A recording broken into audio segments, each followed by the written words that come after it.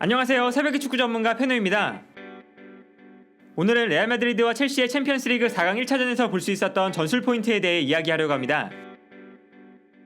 먼저 두 팀의 선발 라인업을 살펴보면 레알 마드리드는 부상으로 빠지는 선수가 많았습니다. 라모스부터 바스케스, 발베르데, 맨디까지 많은 선수들이 부상으로 경기에 나올 수가 없었는데요. 부상 선수가 많은 상황에서 지단 감독은 평소에 사용하던 4-3-3 전형이 아니라 3백을 꺼내들었습니다. 맨디가 없는 왼쪽에는 마르셀루, 바스케스가 없는 오른쪽에는 카라바알이 선발로 출장했고, 라모스가 없는 중앙 수비 라인에는 바란을 중심으로 밀리탄과 나초가 수비 라인을 구성했습니다. 그리고 발베르데가 없는 중원에는 크로스, 카세미르, 모드리치가 출전했는데요. 가벼운 부상과 컨디션 난조로 빠져있었던 크로스가 선발 라인업에 복귀했다는 것이 레알 마드리드에게 다행스러운 부분이었습니다. 한편 첼시는 부상으로 빠져있는 코바치치를 제외하면 모든 선수가 경기에 나올 수가 있었습니다. 그리고 첼시의 선발 라인업에서 볼 수 있는 특징은 티아고 실바가 부상에서 복귀한 이후에 본격적으로 팀에 합류하면서 르디거, 실바, 크리스텐센으로 이어지는 수비 라인이 형성되었고, 티아고 실바가 없을 때 중앙 수비수 자리에서 뛰었던 아스필리쿠에타는 자연스럽게 오른쪽 윙백으로 자리를 옮겼다는 것입니다. 또한 코바치치가 없는 중원에는 조르지뉴, 캉테, 마운트가 출전했고, 최전방에는 하베르츠나 지에흐 대신 베르너와 플리식이 선발로 나왔습니다.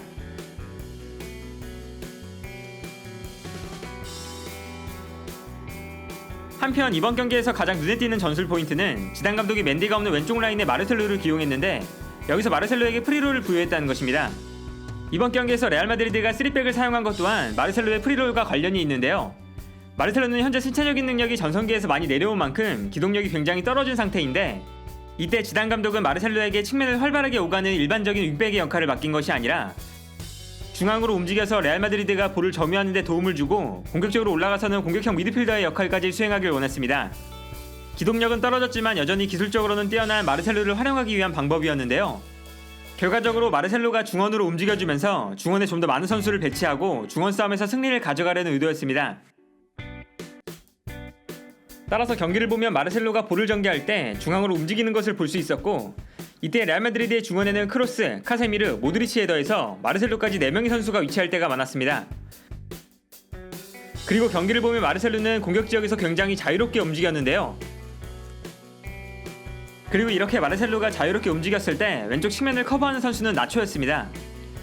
나초는 왼쪽 측면 수비수로도 뛸 수 있는 선수이기 때문에 레알 마드리드의 전형이 자연스럽게 포백으로 변화할 수 있었는데요. 레알 마드리드가 3백을 사용했던 것도 중앙 수비 숫자가 3명이라서 나초가 마르셀로의 공간을 커버하기 위해 측면으로 움직여도 여전히 2명의 중앙 수비수가 있는 만큼 언제나 수비 숫자가 부족하지 않은 전형을 만들 수 있었기 때문입니다.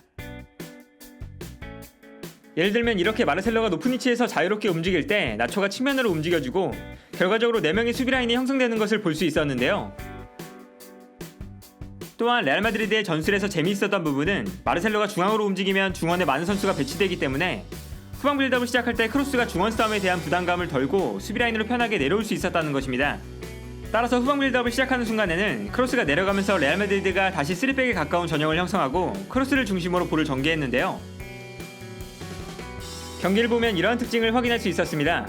마르셀로가 중앙으로 움직였을 때 나초는 측면을 커버하고 크로스는 후방 빌드업을 위해서 수비 라인으로 내려와주면서 3백과 같은 전형이 형성되었는데요. 결과적으로 중원에는 마르셀루, 카세미르, 모드리치가 위치할 때가 많았습니다.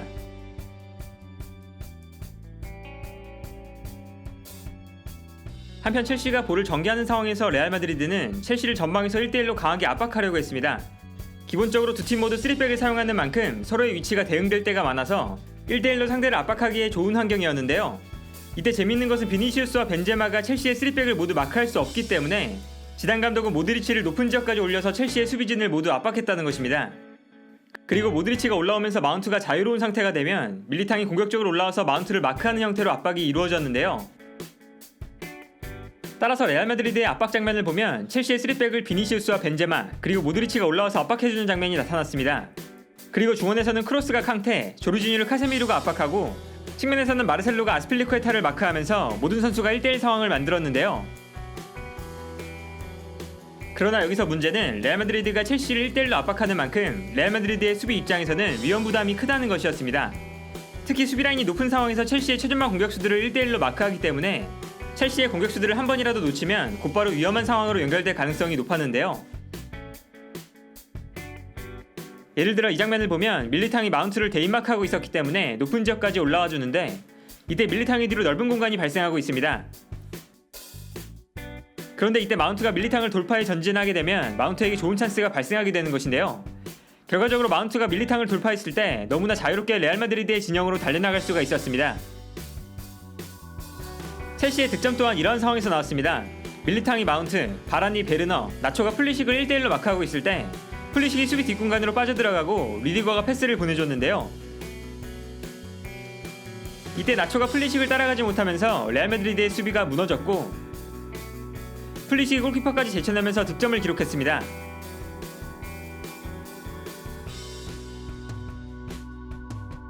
그리고 첼시를 1대1로 압박하는 것은 첼시의 공격수들을 놓치는 것뿐만 아니라 경기장 전체에서 첼시의 움직임을 놓치는 결과로 나타났습니다.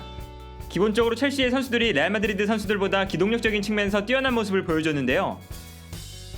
특히 부상에서 복귀한 크로스가 완벽한 몸 상태가 아니었기 때문에 캉테가 기동력에 있어서 크게 앞서는 장면이 자주 나타났습니다. 캉테가 순간적으로 달려나갈 때 크로스가 캉테의 움직임을 잡지 못할 때가 많았고 여기서 캉테를 압박하기 위해 주변에 있는 선수들이 움직이면 연쇄적으로 레알 마드리드의 압박이 무너질 때가 많았습니다. 따라서 경기를 보면 크로스가 캉테를 견제하고 있을 때 순간적으로 캉테가 전방으로 달려나가는데요. 이때 크로스가 캉테의 움직임을 따라가지 못하면서 캉테가 볼을 몰고 전진할 수 있는 상황이 펼쳐지게 됩니다. 기록을 보면 이번 경기에서 캉테는 드리블 횟수가 9번으로 경기에 출전한 모든 선수들 중에서 드리블 횟수가 가장 많은 선수였는데요. 그만큼 크로스가 캉테의 움직임을 막아내지 못하면서 캉테가 치고 나갈 수 있는 횟수가 많았다는 것을 의미하고 캉테가 드리블한 위치를 봐도 굉장히 높은 위치에 형성되어 있는 만큼 캉테가 자유롭게 볼을 몰고 올라갈 수 있었다는 사실을 알 수 있습니다. 또한 캉테가 있는 측면 지역에 기동력이 부족한 마르셀로가 있었다는 것도 캉테의 공격 본능이 빛날 수 있었던 이유 중 하나였습니다. 기본적으로 기동력이 부족한 마르셀로는 아스필리쿠에타를 압박하는 타이밍이 계속해서 늦는 모습을 보여줬고 더군다나 공격 상황에서는 자유롭게 움직였기 때문에 공격하다가 수비하는 상황이 되면 아스필리쿠에타의 움직임을 따라가지 못하고 그대로 놓치는 경우가 많았습니다.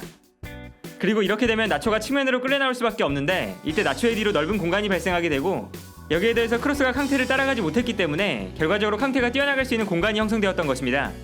기동력에 문제가 있었던 마르셀로와 크로스를 같은 라인에 배치하면서 발생했던 문제였는데요.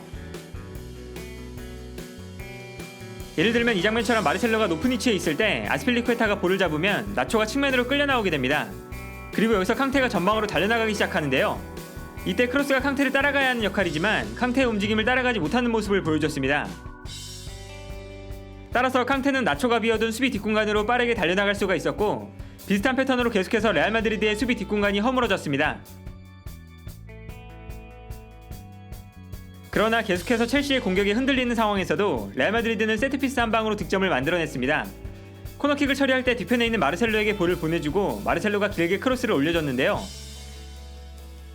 넓은 위치에 있던 카세미로가 중앙으로 볼을 밀어넣으면서 밀리탕에게 볼을 보내줬고 밀리탕이 볼을 머리에 맞추면서 벤제마에게 볼이 떨어졌습니다. 그리고 벤제마가 아크로바틱한 자세로 환상적인 득점을 만들어내는데 성공했는데요. 마르셀로의 기동력이 경기 내내 문제가 되었지만 날카로운 크로스가 득점의 기점이 되었던 순간이었습니다. 그러나 레알 마드리드가 동점골을 기록했음에도 불구하고 전반전은 첼시의 완벽한 우세였습니다. 전반전 20분 동안 레알 마드리드가 단 한 차례의 슈팅도 기록하지 못할 정도로 첼시가 압도하는 경기였는데요. 결국 후반전을 시작하자마자 지단 감독은 전술에 변화를 주게 됩니다. 가장 먼저 전방 압박을 강하게 시도하던 전반전과는 달리 홈 경기였음에도 수비 라인을 뒤로 내려서 수비적인 경기를 펼치기 시작했습니다. 전반전 내내 첼시에게 허용했던 수비 뒷공간을 내주지 않기 위한 의도였는데요. 기본적으로 모드리치가 전방 압박을 위해 전진하지 않게 되면서 중원에서 공간이 발생하는 빈도가 크게 줄어들었고 캉테도 달려나갈 수 있는 공간이 사라지면서 전반전과 같은 공격성을 보여주지 못했습니다. 그리고 레알 마드리드가 수비 라인을 내리는 선택을 한 이후부터 첼시가 공격권을 가지고 공격을 시도했는데 지공 상황에서 공격을 풀어나가는데 어려움을 겪는 모습이 나타났습니다. 따라서 공격하는 시간은 많아졌지만 슈팅 횟수는 오히려 줄어들었고 볼을 빼앗긴 횟수는 크게 늘어났는데요. 반면에 레알 마드리드는 첼시의 공격을 막아낸 이후에 역습으로 나가는 패턴을 계속해서 노렸습니다. 하지만 전방에서 발이 빠른 비니시우스에게만 의존한 역습이 전부였고 크리스텐센이 비니시우스의 움직임을 침착하게 막아내면서 첼시가 역습을 허용하는 일도 거의 없었습니다.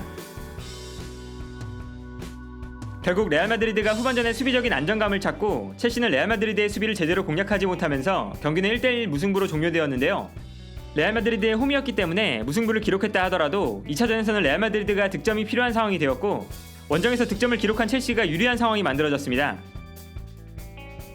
경기는 무승부로 종료되었지만 마르셀로를 활용한 레알 마드리드의 전략, 그리고 마르셀로의 뒷공간을 파고들었던 캉테, 후반전에 전술을 변화하면서 수비적인 안정감을 찾았던 지단 감독까지 여러모로 재미있는 전술 포인트가 많았던 경기가 아니었나 합니다. 오늘 영상은 여기까지고요. 시청해주셔서 감사합니다.